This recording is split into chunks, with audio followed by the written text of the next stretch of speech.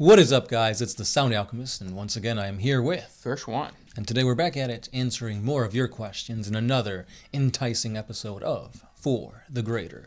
Yeah. Oh, because it's enticing? No, it's more like delicacy, right?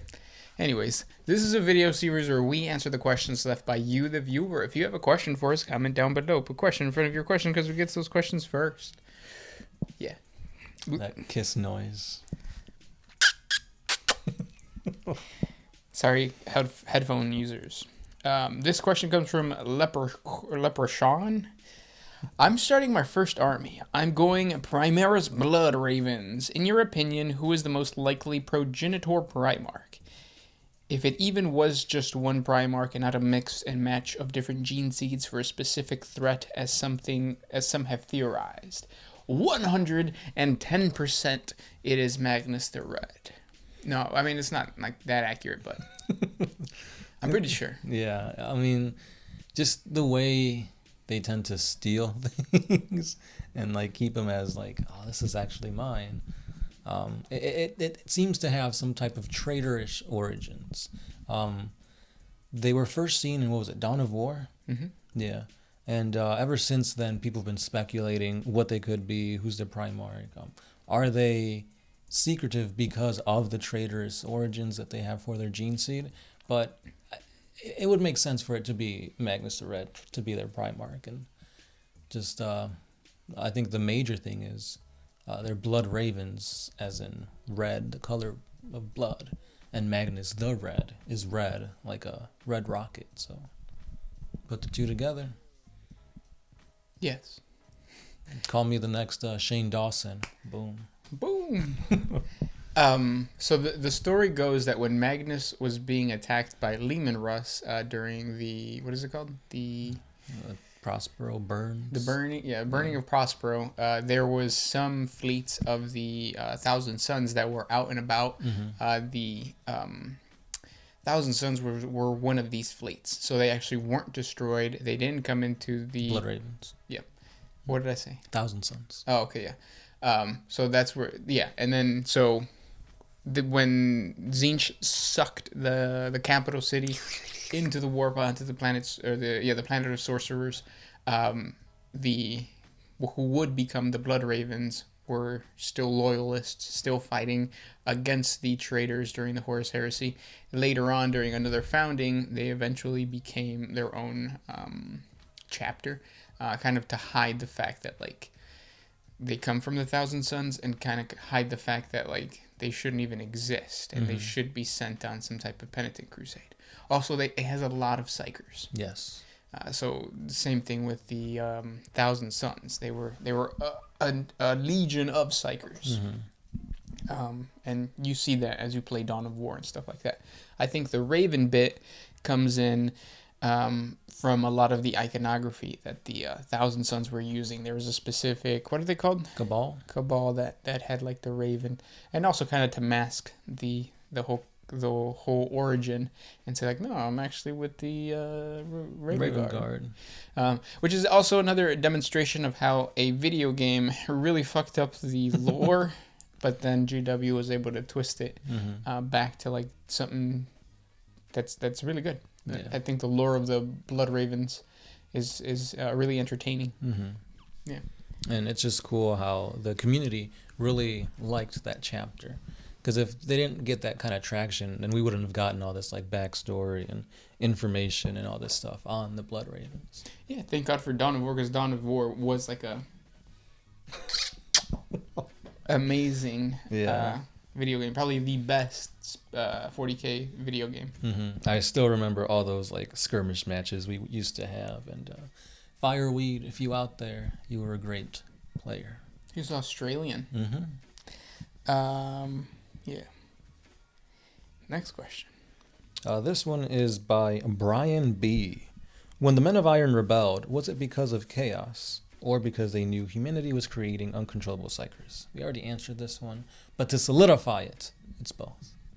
Yes. Next question comes from Anime San. Who has the biggest and best looking set of models? Ooh. Between like whom? I thought of it as like between each major faction. Yeah. I think that's subjective. True.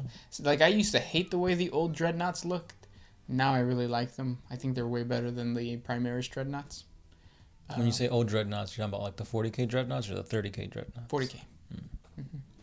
I feel like they're too small.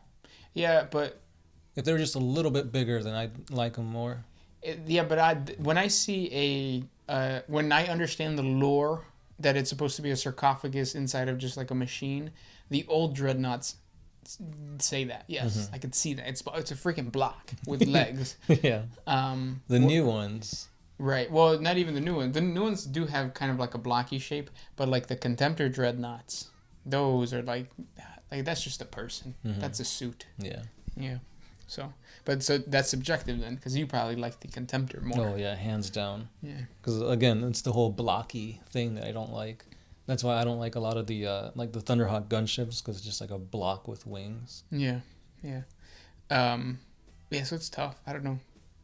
I also really like the Gene Stealers. The Gene Stealers look really awesome, especially the new vehicles, like with the bike. The sniper that has the bike. Oh, the Gene Stealer cult guys. Yeah. Yeah, those are really cool. I would say.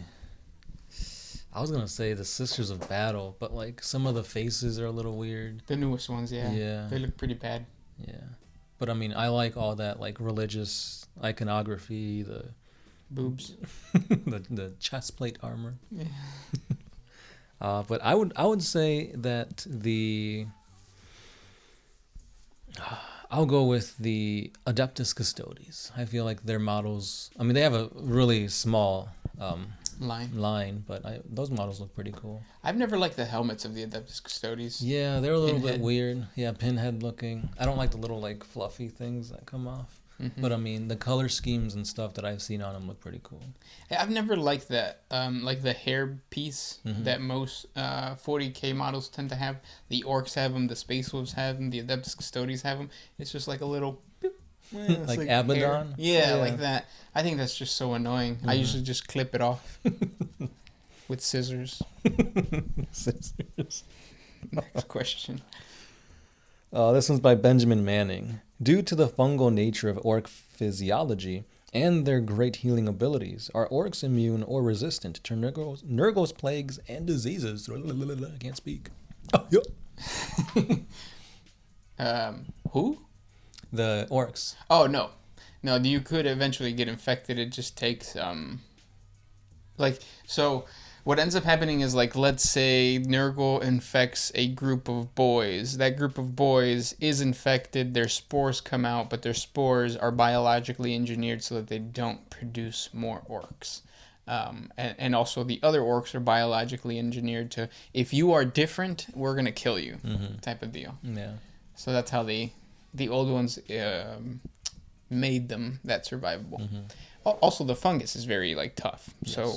The reason that I'm saying like it would be Nurgle's pox that finally gets an orc, not coronavirus. Orcs are immune to COVID-19. What about COVID-20 though? Well, we're not there yet. Or so they say. We still got how many months? 18, 19? Yeah, 2 years, bro. Next question. This one is by John James Brosterod. Can Space Marines fight on the outside of void ships? Are there any famous battles fought this way? Yeah, of course. My favorite one is the one with the Iron Hands versus the Imperial Fists. We have a 40 facts on it. Check out our 40 facts on the Imperial Fist versus the Iron Hand. I think one of the most well-known ones that I clearly see like the images for is when the Imperial Fists were fighting the Alpha Legion. Oh, yes. There's a void battle going on. You've got either on Saturn or something? Yeah, something like that. You got like Alpharius and Omegon, one of the two fighting against the chainsword wielding Primarch, Rogodor, and it was pretty cool. It was, yeah. It made me smile. Also, check out Lewis. What's his name? Mark Lewis Spark. What's his thing that he does? Death of Hope? Death of Hope, yeah, the second one. The second one's really, really good, and it is just, like, it's like leading up to a void battle, and it showcases a void battle that happened because you have all like the Marines who are like out in space, chopped up, grim, darkening. But yeah. Yeah, I mean they could survive the void of space because of the what is it, the black carapace? Oh yeah. And they could hold their breath for a long time. Because that works in space apparently. Yeah, not just that, but they can spit acid, so that definitely is why. Yeah, they just spit into the void. Next question. That's what she said. Yeah, spit into my void. Speaking about spitting into voids, who is Bridget B? Asks, are squiggly lines? That's a good question. Google it, man. So Bridget B is top tier when it comes to performance arts in the good old Pornhubs. Yeah. I mean, you took the words right out of my mouth. This one's by Eustace Bag. How did you manage to put an orc on a shoe? And does it scare away regular fungal feet infections? Yes, it does. That's exactly why we did it. And actually, I didn't do it. It was a friend. He did that. That takes some skill. It does. I felt like his last name has to be like Yarick or something like that. Right? Commissar Yarick, yeah. Next question comes from Benjamin Manning. Do any of the factions have cloaking devices for their ships? Oh yeah, a lot of them do. The Necrons. Necrons do it. Some of the Eldar do it. Mi tío Pancho does it. Yeah, he cloaks everything. Next question. He left his windows down, and then it rained, and his car got soaked. So I remember one time I went in his car, and there was a puddle, and he's like, "Oh, just put your feet on top." Don't do anything to the puddle. Just put your feet on top. Yeah, that's an uncle for you. Next question. This one's by Polished Pebble. See how I read that perfectly? You did. Could a low-budget 40K TV series work? Something like 9 episodes of dialogue and 1 episode season finale CGI fest fight. Of course. I feel like that's too many episodes of dialogue. 9? You're definitely going to lose viewers. Not if it's good, not if it's like Game of Thrones level. Because if you really break it down, the first episode or the first season of Game of Thrones was like a lot of dialogue. A lot of sex too, but a lot of dialogue. Incest too. It's kind of gross.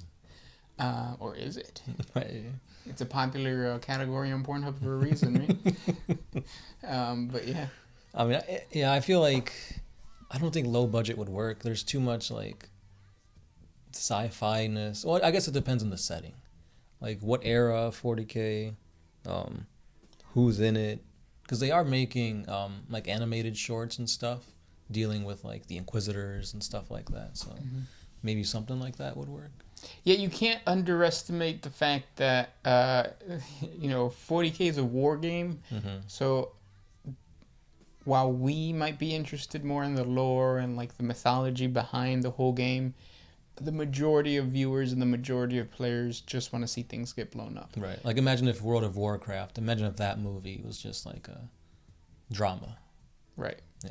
There has to be a big war, which there was in the movie.